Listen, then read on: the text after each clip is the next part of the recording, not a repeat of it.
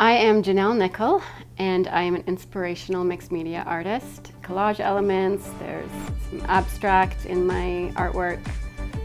I'm a very creative person, so it's really positive, and so it's uplifting, it's inspirational, and I love that part about it. It's kind of my way of expressing myself. It is my way of expressing myself, just the feelings I have, and the different moods I get when I listen to music. Often when I'm listening to any song, whatever it is, I get a certain mood, like I start to, feel a certain way, as most people do. And then I try to figure out how I can get that onto my art. If I'm listening to a piece that's a little bit melancholy, I try to think how I can put that into my art. And it's kind of fun because I don't use faces. The faces and the bodies are made from script paper or music, like I just tear pages out of books. And sometimes I'm very specific about the words that I put across the face. And I use a lot of texture. I put fabric in my pieces.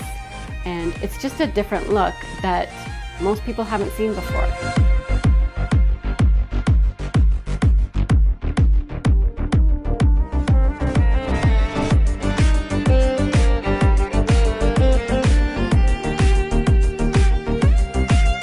I got into licensing because it's a way for me to get more exposure. It's a way for me to get my art out there, more people to see my art, and it also means that I can focus on doing my art. And I do sell my own art and prints and whatever, but working with an agency, they take care of the licensing, so I send them the images and they take care of it. I don't have to do anything more with that as far as licensing goes, and so that's great because I can focus on what I want to focus on.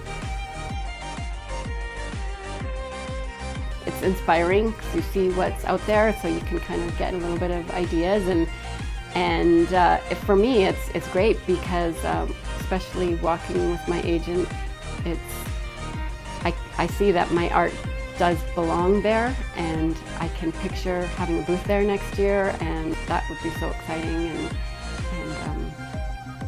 And then talking with people, it's fun talking to people because they want to know about your art, they want to know about you, the artist, and so that's fun to do. And what is the most common question?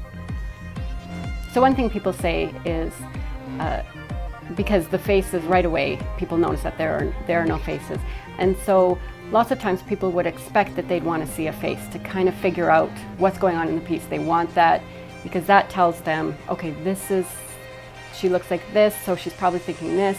But what they find when they look at my art is that they like that there's no faces. And people have told me, don't put faces on your art, because I find that I actually learn more about the piece because there's no faces, because it forces me to look at other parts of the piece.